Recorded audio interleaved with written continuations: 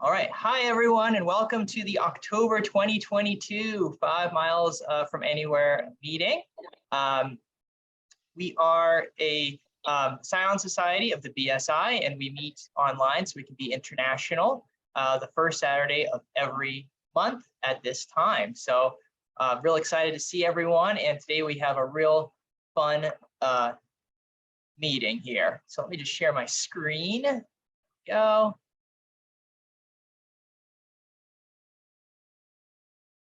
All right, there we go.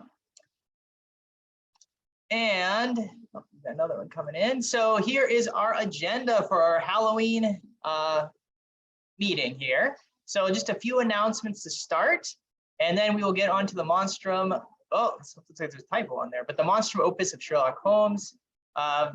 Hear from some of the authors who are participants in the book, and then we will have a little bit of a discussion. And then we'll wrap up. So it'll be a fun, packed hour. And I look forward to hearing from the other authors in the book and hearing what everyone has to say or thinks about our kind of wacky theses here. All right, for announcements, not too many.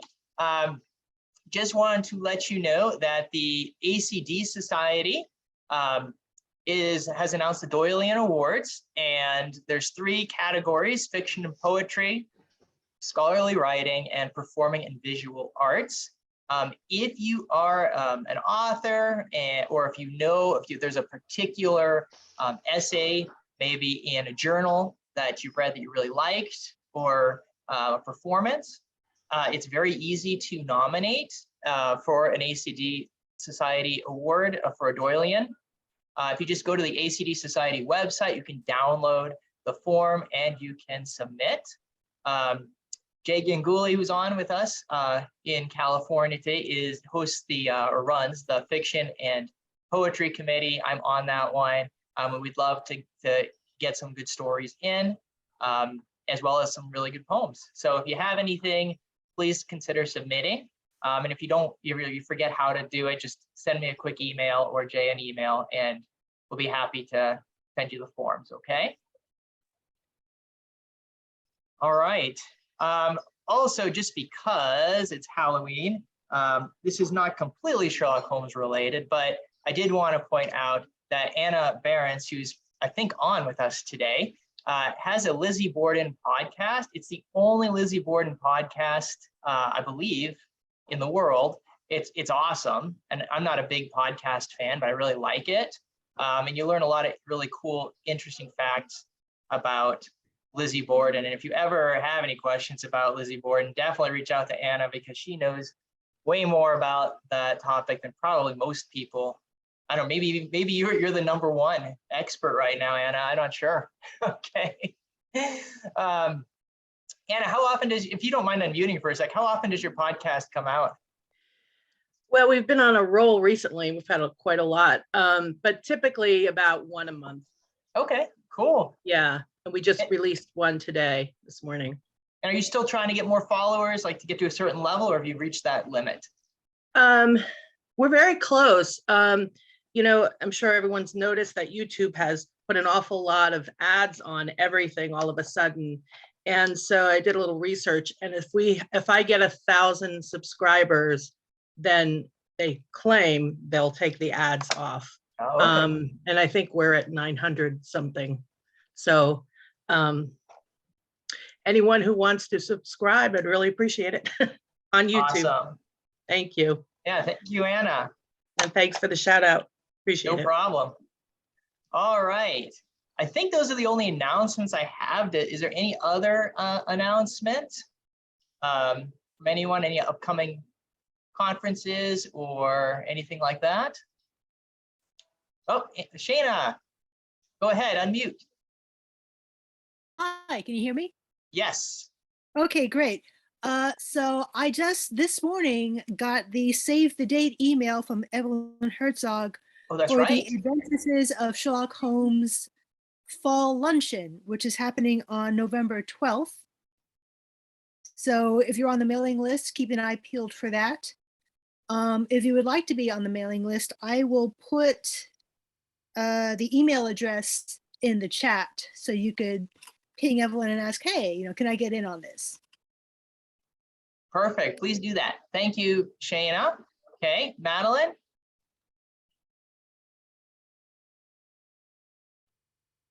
Oh.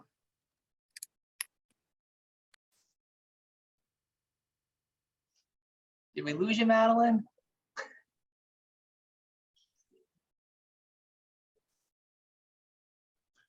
Madeline, unmute. Oh, are you muted still, Madeline? Sorry. That's okay. I'm How are ya? sorry. That's all right.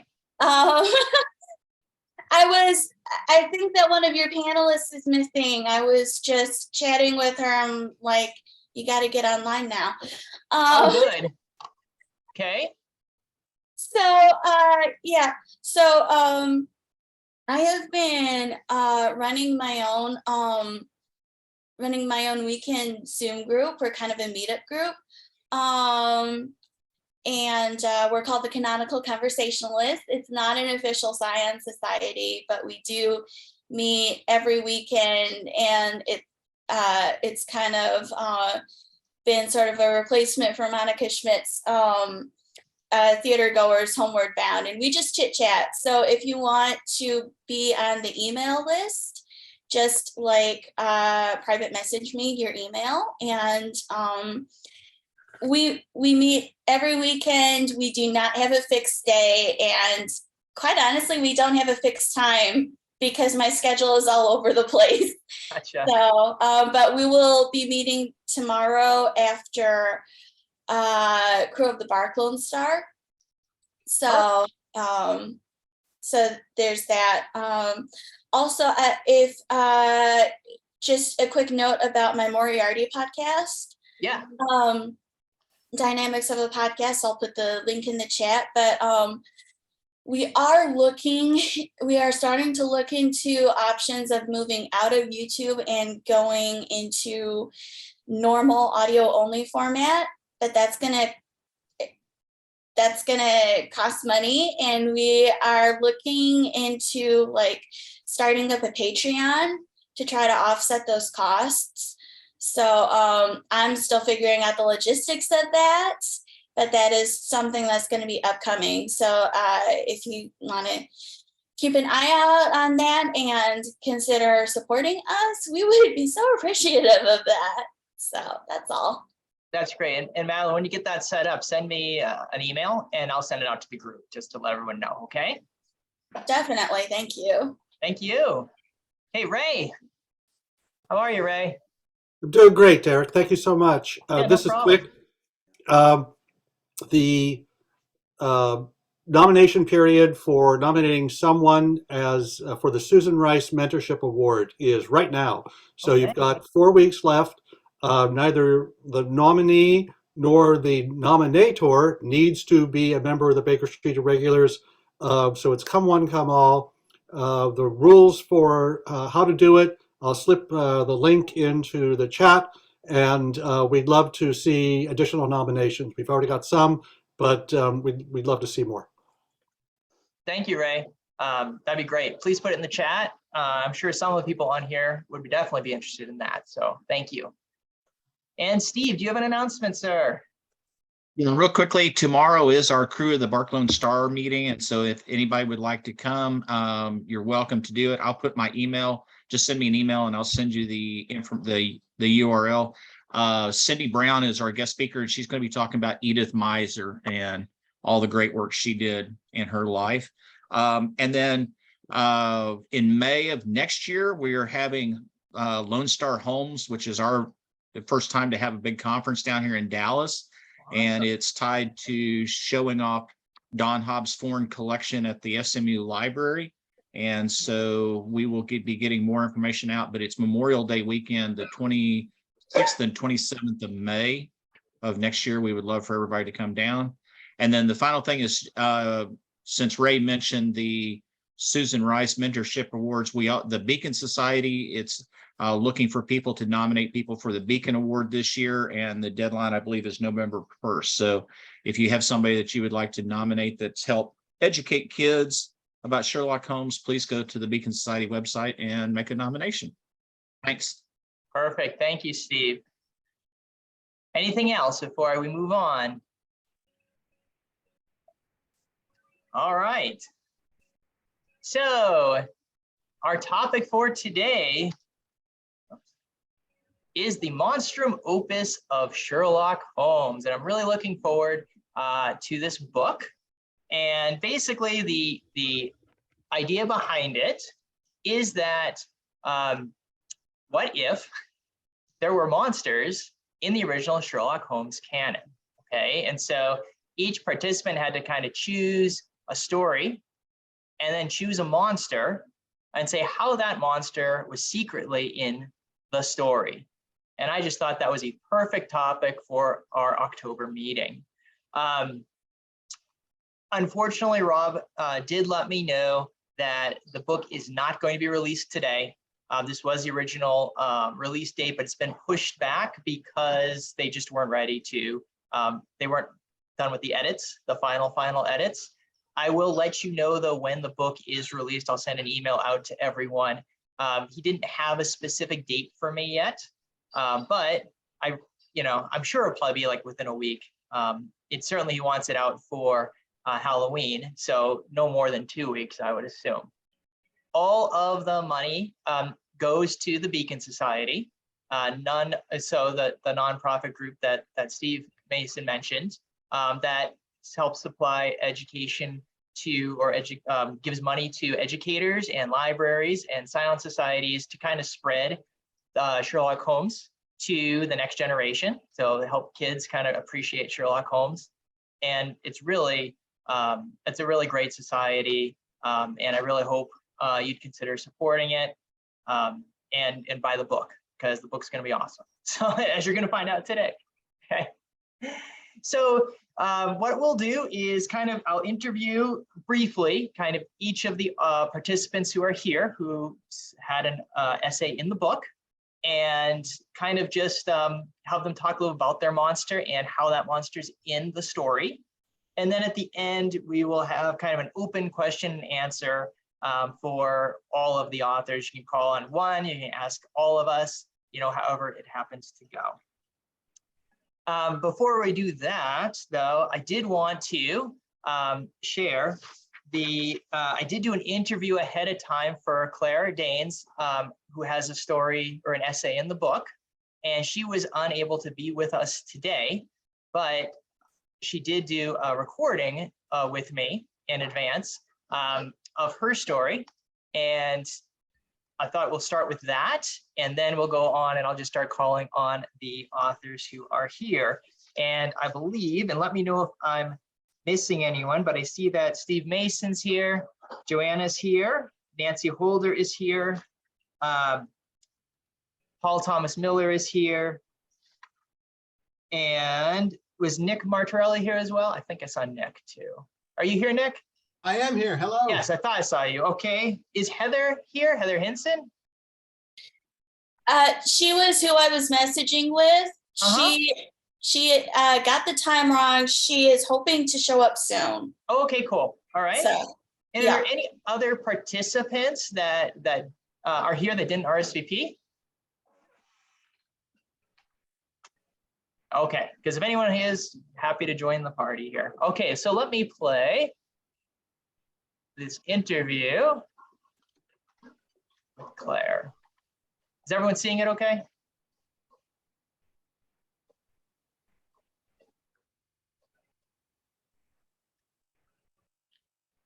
Seeing but not hearing. Oh, did you say you're not getting the sound on it? Okay, let me see. Okay.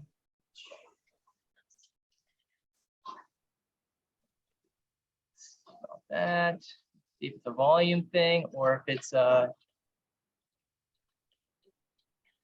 1 second here. If this doesn't work, I can always send the link out to everybody. Okay, let me try this. Derek, the one thing to always remember when you first share your screen before anything else, did you click the share your audio from your computer button? I had, but let me honestly do this. I'm going to stop sharing the screen and then I'll go back in and I'll make sure of that. So let's try this.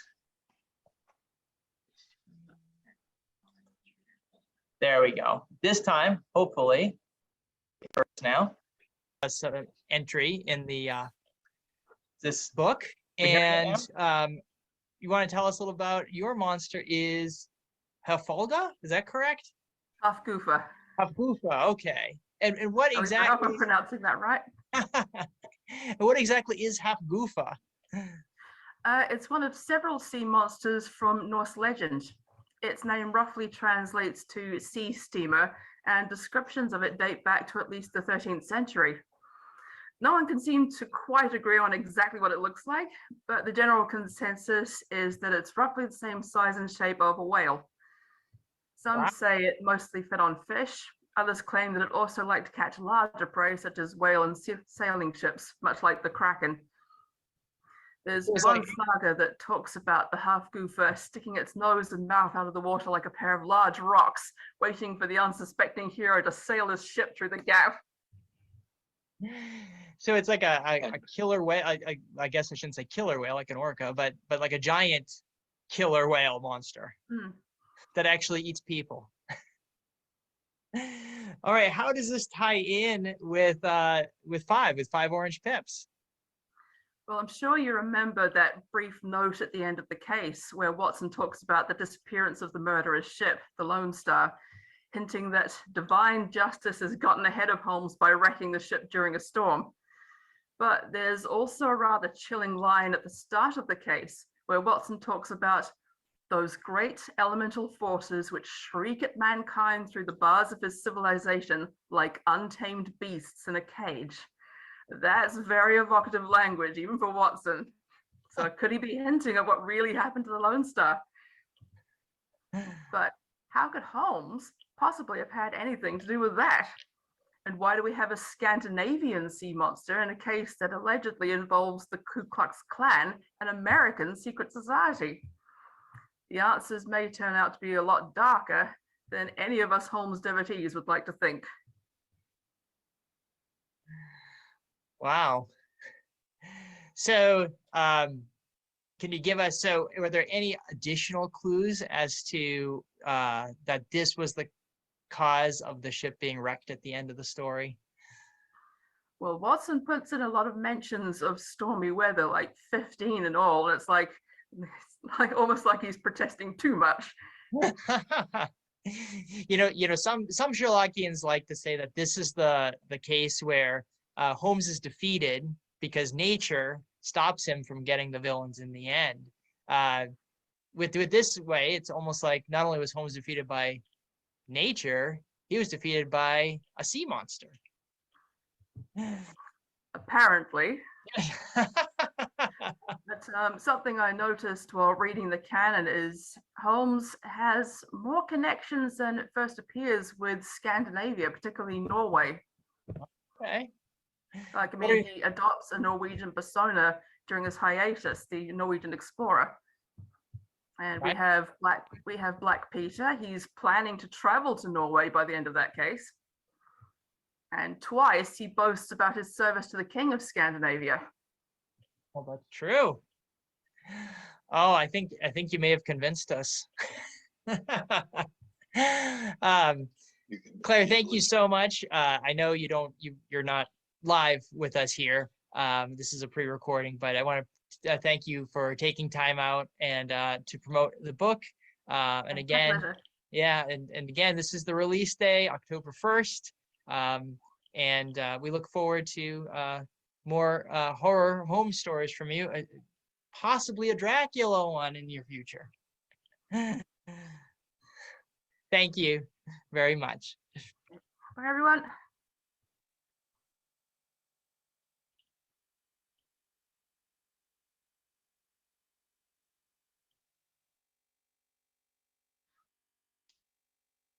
All right, so that was Claire Danes, and again, she was unable to be here, but you kind of get the gist of how this is going to go now for today.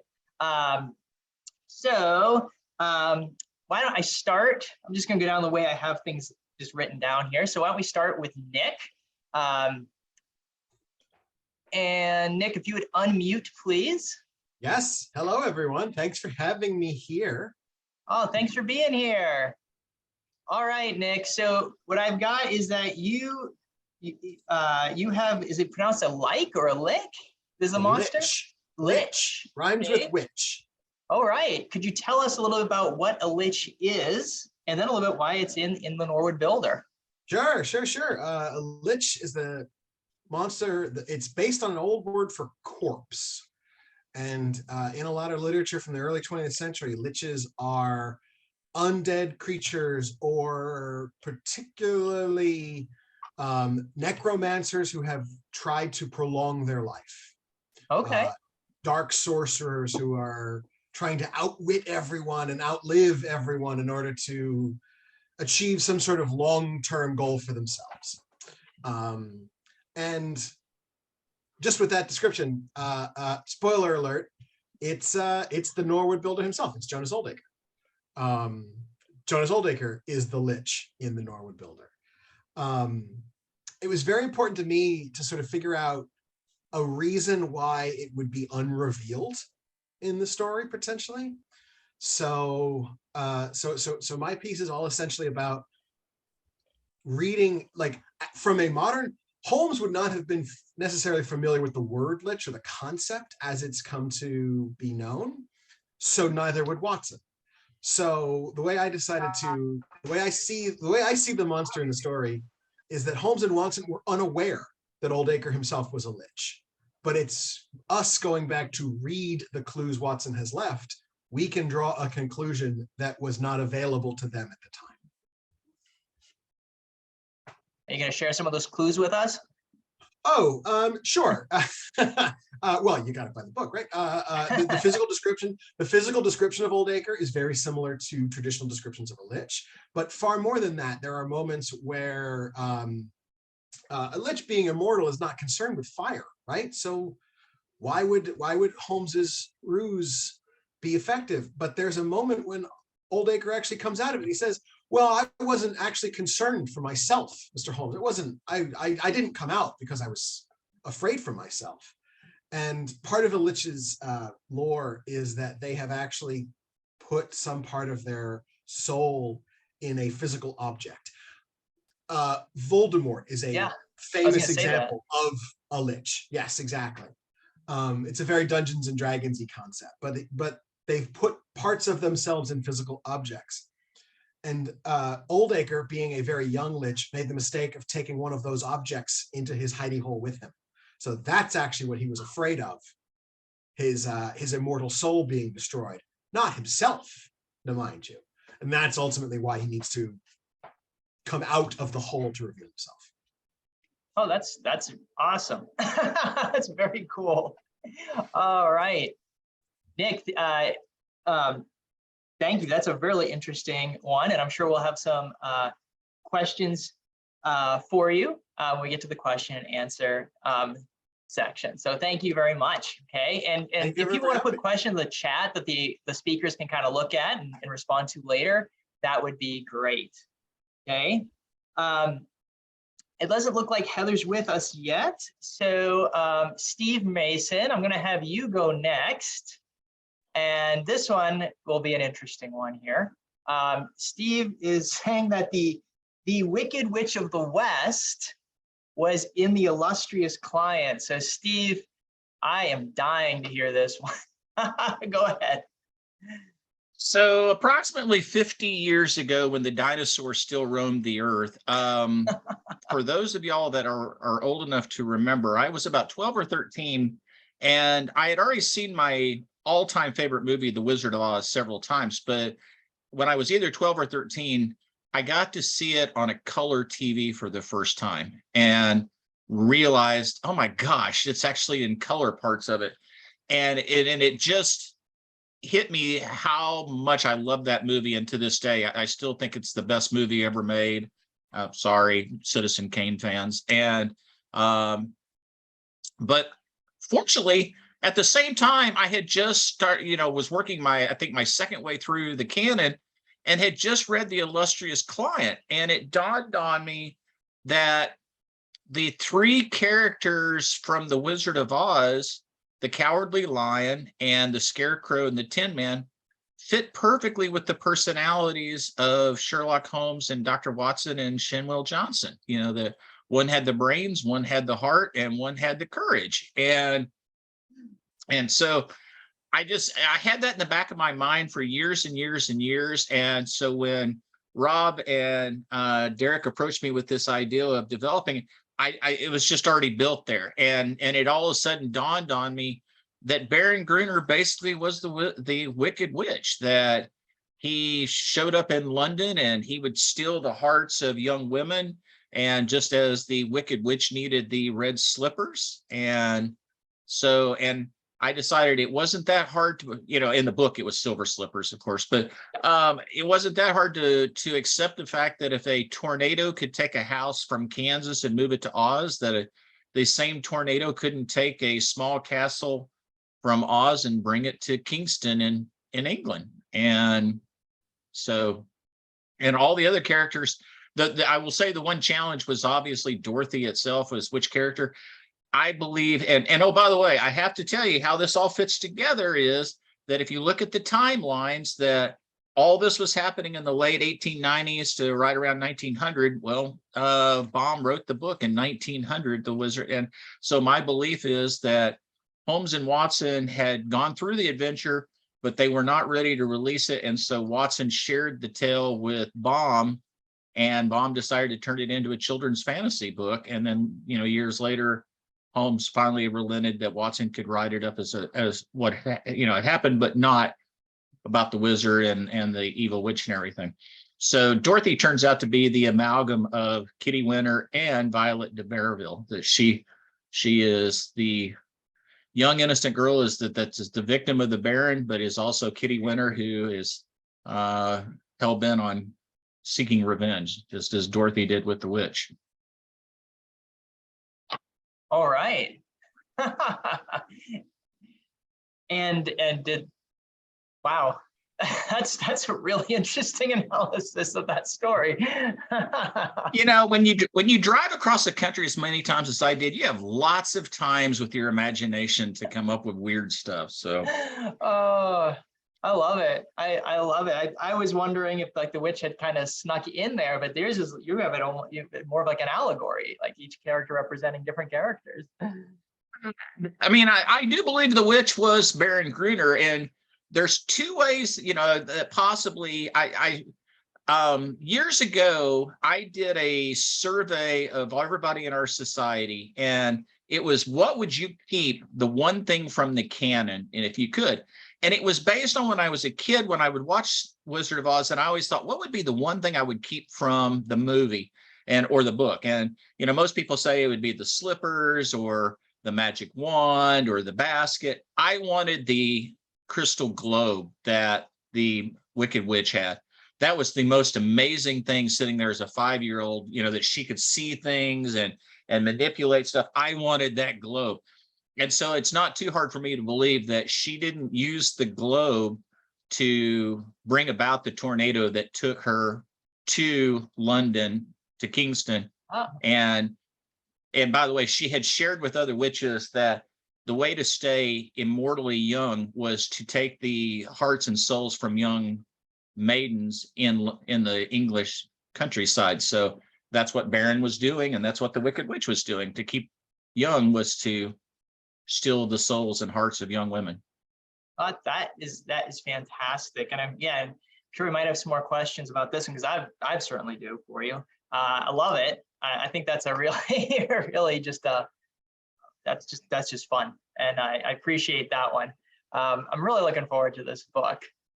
All right, but we do need to move on. I want to make sure we get everyone in, and Joanna, I think I'll have you go next.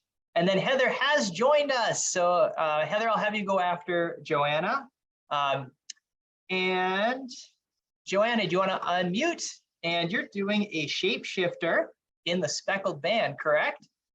I am.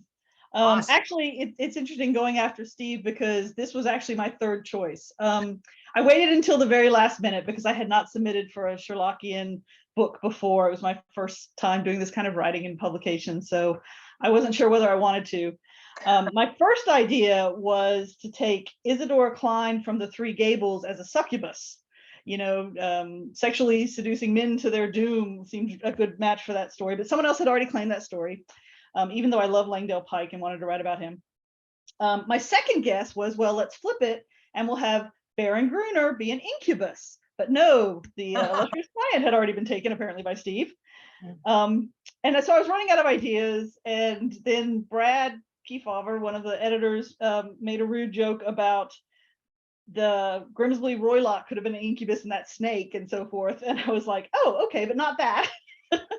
And I decided, with all the questions about the animals and how they don't behave like real animals, maybe we could look at a shapeshifter.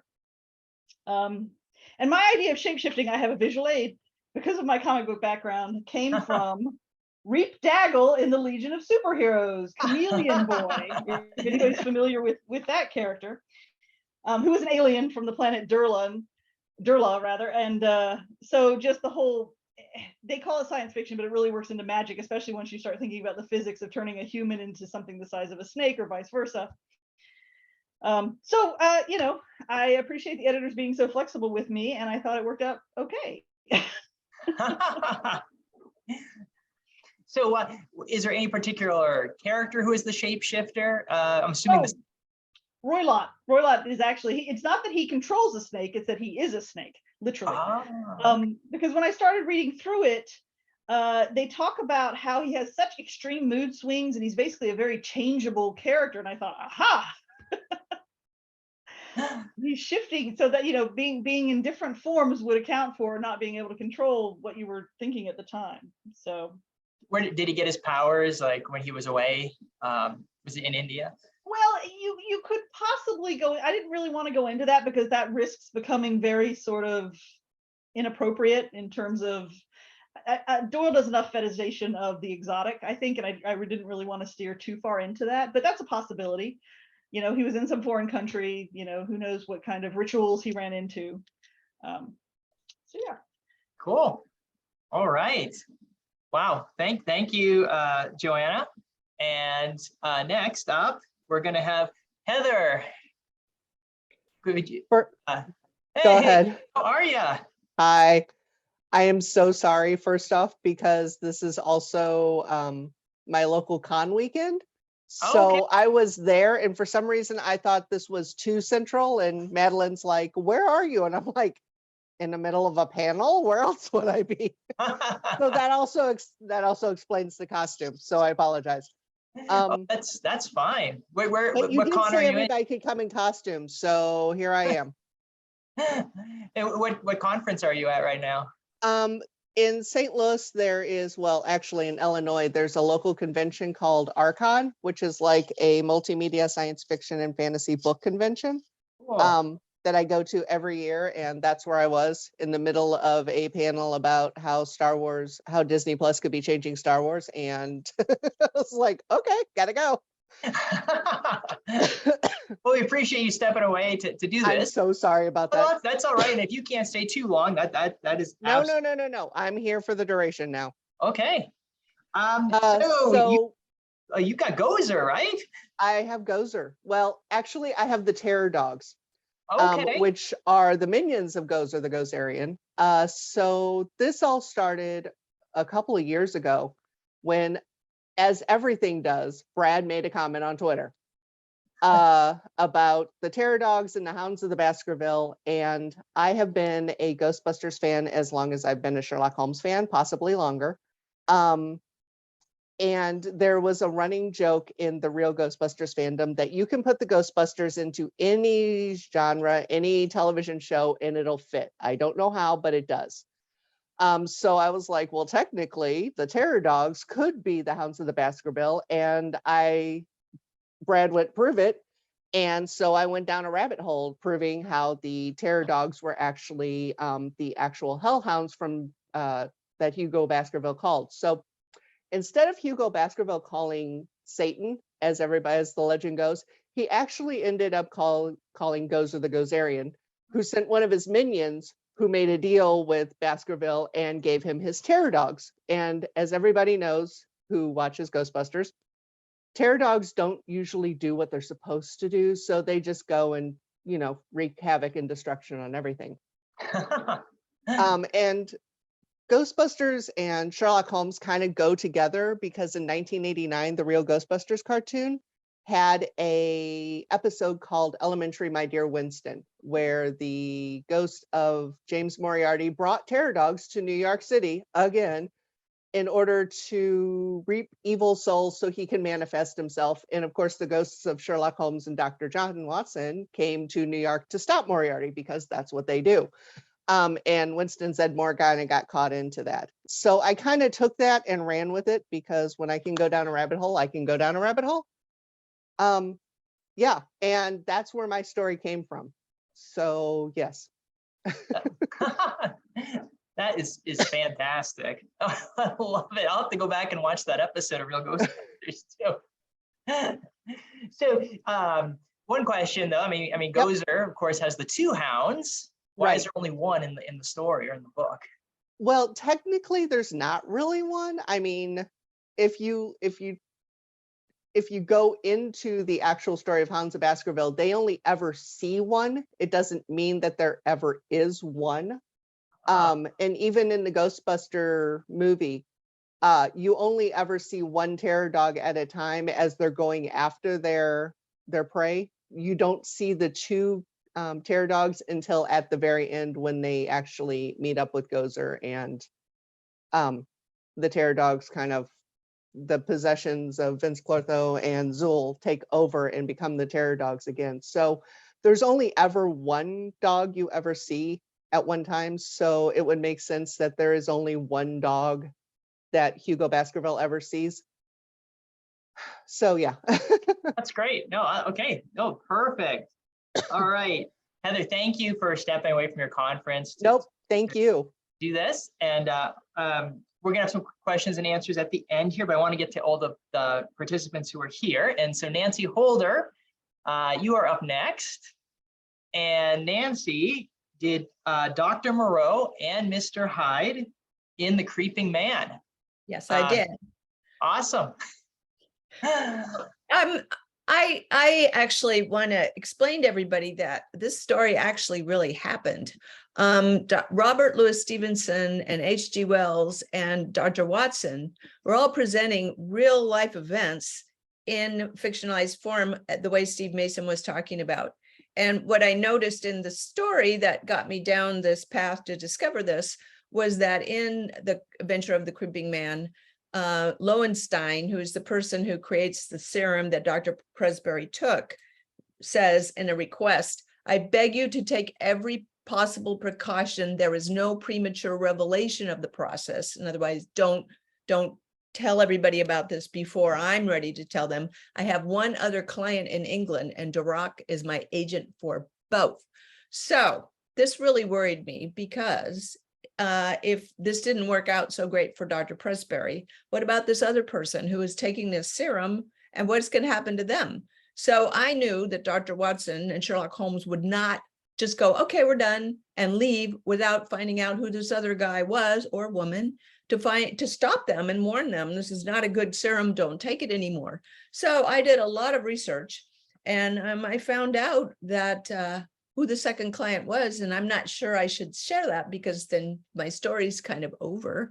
But it was amazing to figure out that all of this stuff took place because the Victorians were so interested in what we call transformative medicine or biology, which is changing people into creatures or changing creatures into people or trying to live forever, all this stuff that everybody's talking about.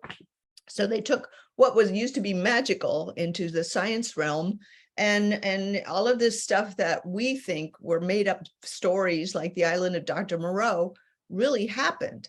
And I'm sorry he's not here today, but Dr. Mark Jones was instrumental in my finding all this out, because I was going to go on a trip to England and I met him at one of the cocktail parties for the BSI weekend. And he said, oh, you should go to the Soames Museum.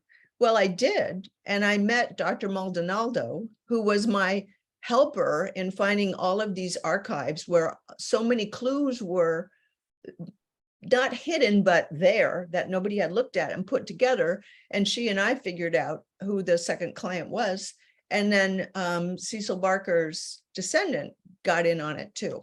So it's an amazing adventure, but I don't want to tell you who the second client was. I want you to read the book and find out. All right, and we will do that. As you should. All right, thank you very much, Nancy. Thank you for all of the participants, for doing this. All right.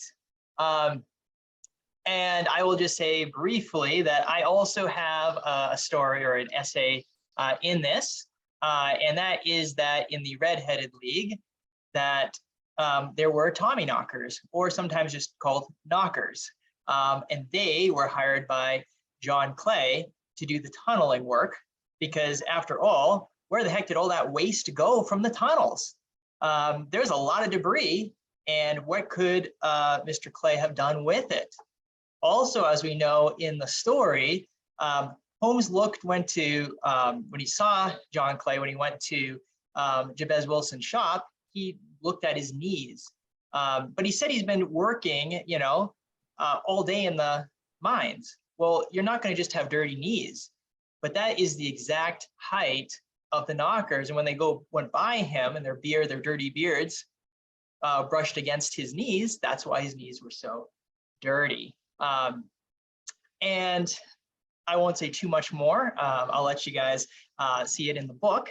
But right now we have 15 minutes for question and answer, which I think is a perfect amount of time. So I will close my mouth. And if anyone has questions, you can raise your hand. Probably right now, because there's so many of us on, if you would use the raise hand button for Zoom, I'd appreciate that. You can always, if you're not sure how to do that, just unmute and say, hey, could I ask a question? And I'll get you in the queue, okay? And first up, looks like is Joanna. Yeah, I wanted to know if Heather was familiar with the comic book version of The Hound of the Baskervilles. Because it's yes, I am. Yes, it's the only other time I've seen the there's more than one theory of the Hound. That's all. Sounds great. All right, other questions, particularly if you put some in the chat before and you want to ask them out loud, that would be great too.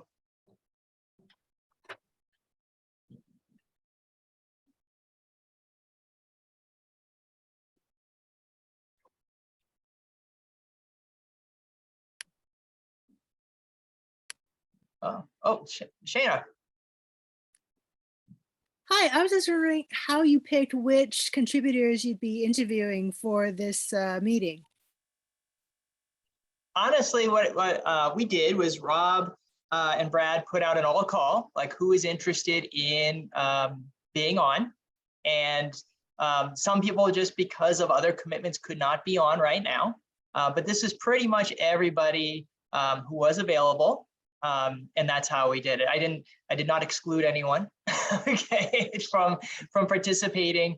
It really was just a matter of timing and convenience. I think we all really want to see the book succeed and want to do as much, that we could do presenting it with. All right. Paul, did you get forgotten? Did we not interview you? Come on, Paul, because I accidentally checked you off. That is my bad. Unmute, please, and tell us about Impusa. My apologies. That's okay. I wouldn't want to talk to me either. Believe me, it was not on purpose, my friend. Yeah, the Impusa. I'm the one that stole Joanna's idea. So, Impusa is something like a succubus. And it's from ancient Greek mythology. She's a shape-shifting creature who seduces young men in order to gain life force. And yeah, my thoughts were taken very much the same way as Joanna's. Isadora Klein's an unusual figure in the canon in that she's a strong woman who turns out to be the baddie, and there's not many of those. Normally Doyle's quite good at writing, or sorry, the real world's quite good at creating strong women who turn out, to just be that, strong women. And it seemed odd that this one character in the canon is represented in that way. Combined with the fact that Langdale Pike is a very unusual character and doesn't seem to make sense. I put all that together and realized there was something else going on in the story. Very cool. What made you decide on that particular creature was the one in the Three Gables?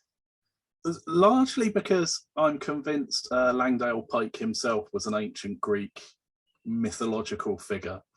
By examining him and the nonsense that he is, the fact that Sherlock Holmes goes to consult somebody on gossip. Holmes has his own ways of getting gossip if that's what he wants, dressing up as a groom, things like that. So obviously Langdale Pike had special information that Holmes needed access to. And then I started to think about Langdale Pike's weird name, which comes from various old languages and refers to geographical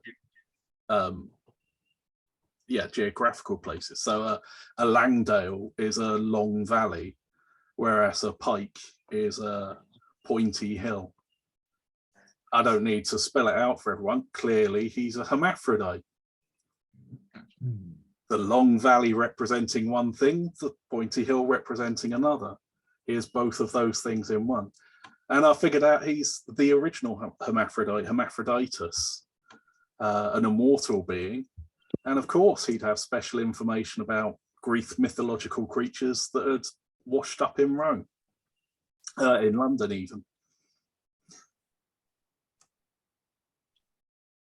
Oh, that I don't think any of us will forget that. And I'm again, I apologize for marking you as already spoken when you had it. Is there anybody else, before I embarrass myself anymore, that I missed that is a participant in the book that did not get a chance to say their piece? I must have missed the invitation email because I also contributed. Oh, go ahead then. Yeah, please do. I'm not sure how you missed it, but go ahead. If you saw my inbox, you would not be surprised. I missed something. I'm notoriously bad at keeping track. So I wrote an article about the master blackmailer, Charles Augustus Milverton, and Dorian Gray. Because when I got the solicitation, I asked them to send me a list of, possible monsters. I'm going down the list, and like towards the bottom, I see Dorian Gray, and I thought, perfect, because I already had thoughts on that subject. And it just seemed like a really natural pairing, because on the one hand, you have the master blackmailer, and then in the picture of Dorian Gray, people tend to focus, understandably, on the sex and the drugs and the murder, but blackmail is also a thread that runs through a big part of the story. So in the article, I start off with kind of a chronological section, could these characters have met? And then once I determined that, yes, they could have, I start to explore what would the relationship have been like? How would this relationship, affected both of these people? And why don't we have an account of Holmes going up against Dorian Gray? It seems like they would be natural opponents. Yeah, that's true. I could definitely see that. That sounds really interesting. Yeah, and you're absolutely right. Blackmail is a huge part of the Dorian Gray story. He actually commits blackmail at one point. Yeah, that's how he to get rid of the body, right? Yeah, precisely. Yeah. Oh, that is great. Oh, awesome. Wow. Thank you, Shane. I'm glad you jumped on and said something, because I definitely wanted to make sure every participant gets to say. Is there anybody else here I missed? Yeah, Derek, it's Ray.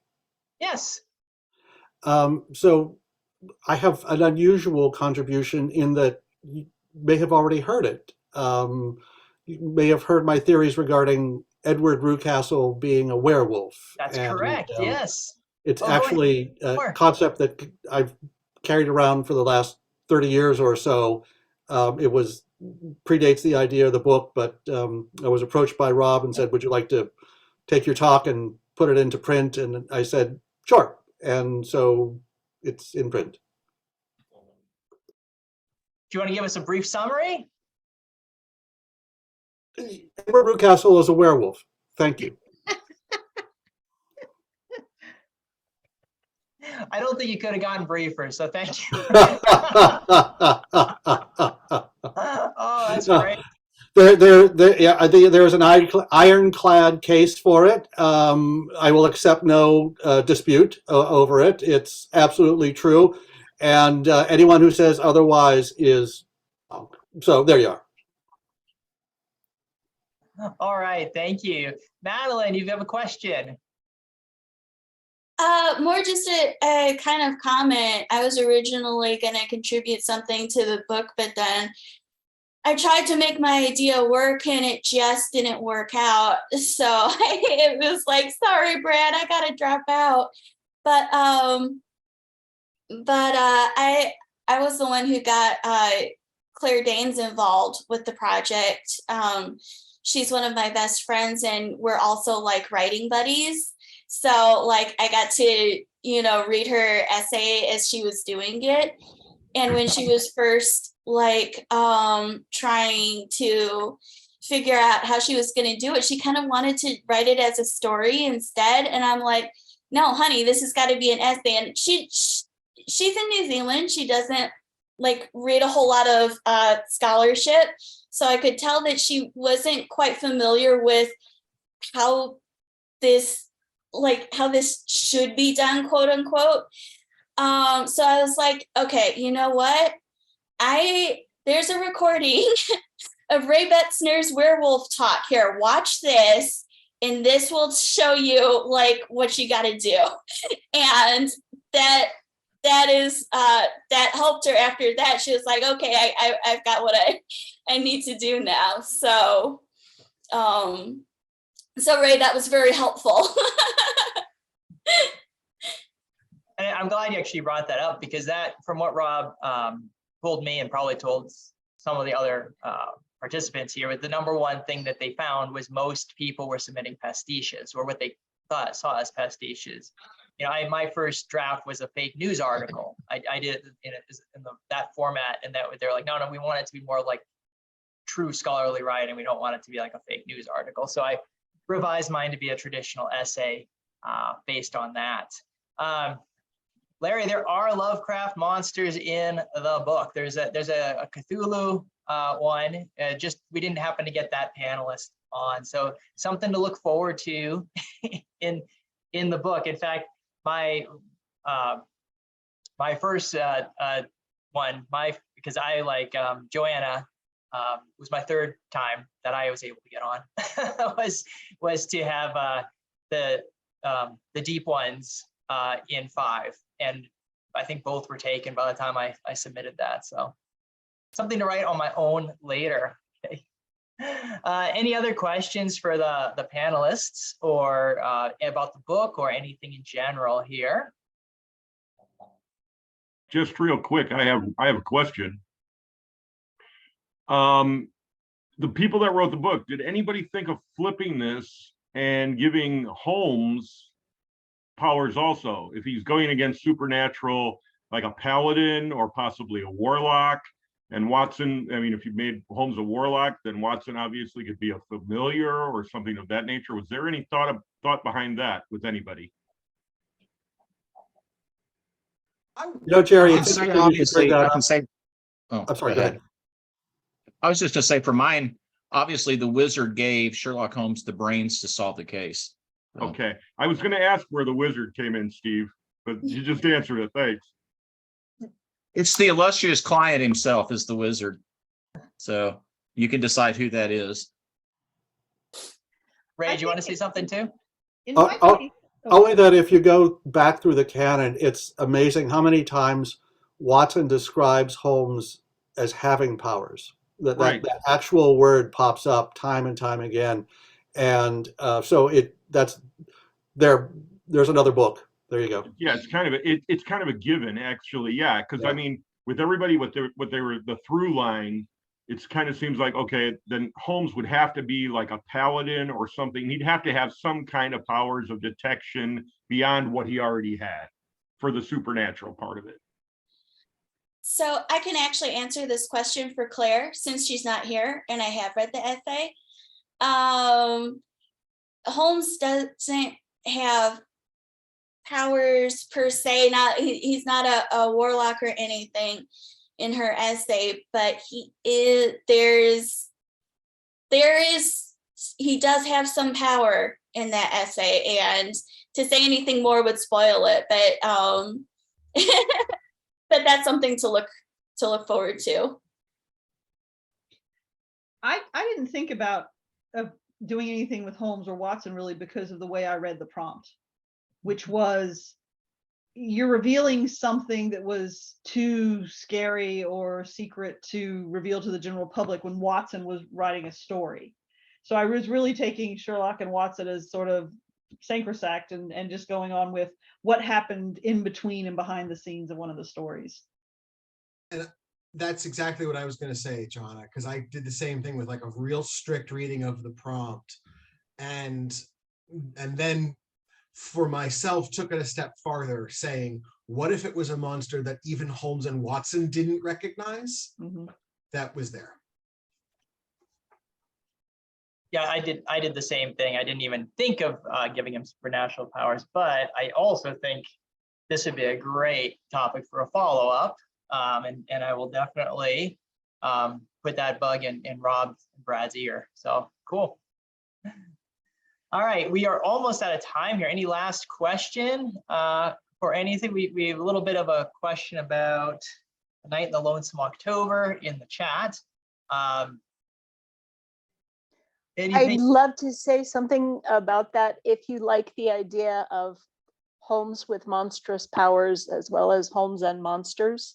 Get the book we're talking about, but also get A Night in the Lonesome October. And I don't want to spoil anything, but trust me, it's delightful. And today is the perfect, if you own it, today is the perfect day to start reading it because it has a chapter for every day of October. I apparently am the only Holmesian I know who did not care for Lonesome October. Yes, you are. Yeah, I would just say it felt very of a different period. I think probably because I'd read so many pastiches and mashups in fic that it's much more subtle in what it's trying to do. Let's go that way. So.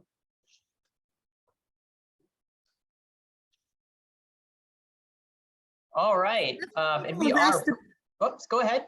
Sorry, several people have been asking about the book cover you showed for the Monstrum Opus. Is that like what it's actually going to look like? That is the official book cover, yes. I asked them to send me a copy of the book cover so I could share it as part of the announcement for this meeting, and that's what they sent me. So I would assume that's the official cover. Lovely. Yeah, it's a pretty nice cover. I like it a lot. So it looks like a 19th century tome. Yeah, I agree, Larry. Yeah, I was pretty impressed with it. All right, everyone. Well, thank you so much for spending just over an hour here. I guess with me getting like a minute or two late start, about an hour. And we will be back the first Saturday in November, and we're going to have guest Charles Prepelek, who is actually on the call right now. I'm going to give a little bit of talk of the Gaslight series, and his latest book, Gaslight Ghoul, will be out by then, and I promise it will be. We won't have a surprise that it's not out when we're on in November. So really looking forward to that, and